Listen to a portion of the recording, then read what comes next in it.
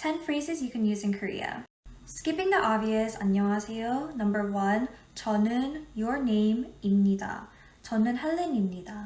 Number 2, 영어 하세요. Number 3, 천천히 말씀해 주세요. Number 4, whenever you want to ask where something is, you say the noun first and then 어디 있어요. So let's say the bathroom, 화장실. 화장실 어디 있어요? Number 5, 여기 어디예요? Number 6, 도와주세요. Number 7, 카드 받으세요. 8, this is useful when you're telling the cab driver to take you somewhere. So you say the place and then say 으로 가주세요. 강남역으로 가주세요. Number 9, whenever you want something, you say the noun and then 주세요. So 커피 주세요. 물 주세요. And 10, 얼마예요? Today I'm going to share 5 things not to do in South Korea. Number 1, stay only in Seoul. Although Seoul is the first place everyone thinks of in South Korea, there's a lot to see outside of the major city, whether it's a trip to Suwon, Busan, or Gangneung. I think it's nice to get a change of scenery and experience what South Korea has to offer outside of Seoul. Number 2, sit in any seats on public transportation. There are certain sections that are reserved for the elderly and disabled, and you might get yelled at if you sit in these seats. Number 3, visit in the winter. I mean, I guess unless you're used to extreme weather, but Korean winters can be brutally cold, so if you can't stand the cold weather, I recommend you avoiding December to February months. On the flip side, avoid visiting in the peak summer. It gets extremely hot and humid during the peak months July and August, and some apartments don't even have AC. And 5, wear revealing clothes. Koreans are still kind of conservative, so low necklines, exposed shoulders, and revealing backs are still frowned upon. Things not to do in South Korea Part 2. Don't pack a full suitcase when going to Korea. Seoul is one of the best shopping cities in the world, so you're going to end up buying more than expected.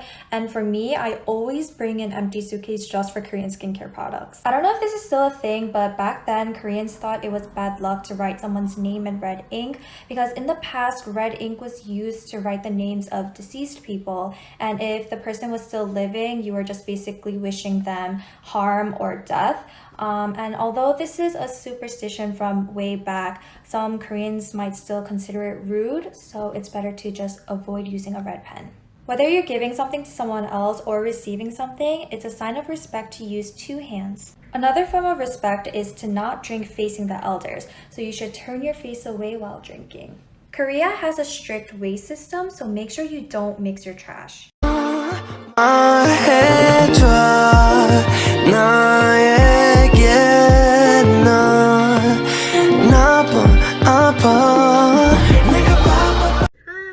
Today I'm going to share Korea travel tips. Tip number 1, download the subway app. This will make navigating around the city very easy. Tip number 2, purchase a T-Money card. These are available in convenience stores and in subway stations, and they could be used on buses, subways, and in taxis. Number 3, don't start small talks. Saying hi and complimenting someone's outfit or even just talking about the weather to a stranger may seem normal in the Western countries, but not in Korea. They'll give you weird looks.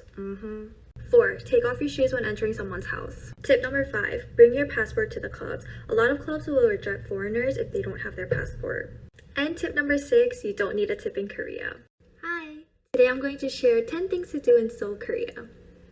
1. Shop in Myeongdong. Whatever K-beauty products you're looking for, I guarantee you'll find it here. And in FYI, the outdoor street markets start late in the afternoon and there are so many delicious food. 2. Take a walk or ride a bike at Hangang. Also try to visit the Pampo Bridge at night for the Rainbow Fountain Show. 3. Go underground shopping. There are a lot of huge underground shopping malls that are linked to subway stations, and you can actually find a lot of cute, affordable things there.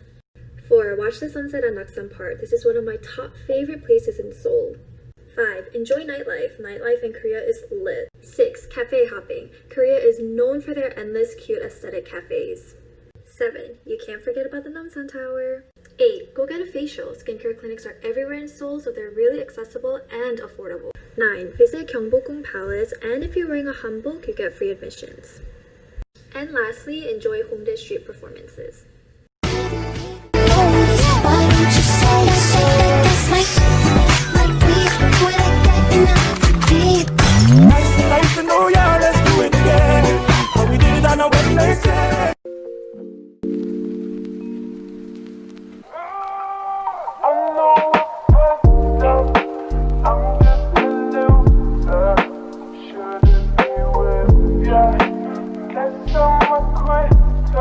Why you're